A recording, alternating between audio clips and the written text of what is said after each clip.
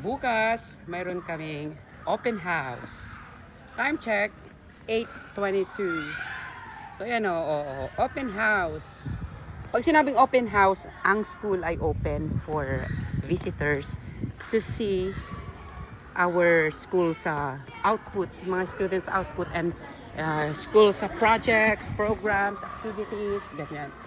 So, ito, nakahanda na yung mga booth in every subject per your level.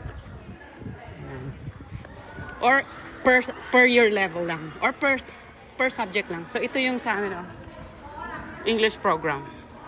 Yung sa labas, regular program. Normal, standard. Yan, doon. Pero dito, ganda, diba? Happy Learning, Infinity and Beyond. Ang theme namin ay Toy Story. Yon, bye! Andito pa pala si Gary. Oh, Gary, hinahanap ka ng fans mo. Ano daw ang pakiramdam mo na? Alas 9 na.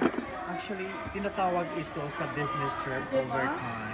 Okay. Pero without pwedeng i-video daw ang iyong ang ganda ng social studies. Yung art ang gusto. Pero mas maganda to bukas kasi gagandahan pa. Ito is tentative arrangement pa lang. Ayan din ang art, Ayan din ang science, Nandun naman yung math, Okay, pero ano pa lang to? Char-char, Nandyan yung ginawa ni Amara ninyo, Siya yung designer. Okay, ayan. So, ganito kasi si pag mga Pinoy, nagliligpit na sila.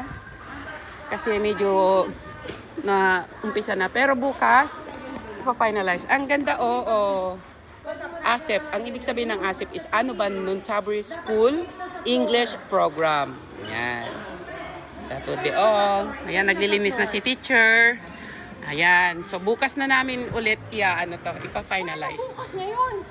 I-tape siya sa floor. Wala pang uwi daw. Sige, bye. Green. Ito na yung sa amin.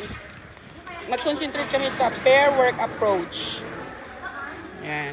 Hindi pa siya tapos. Pagagandahin pa daw ni Teacher Gary. Teacher Gary, finale words.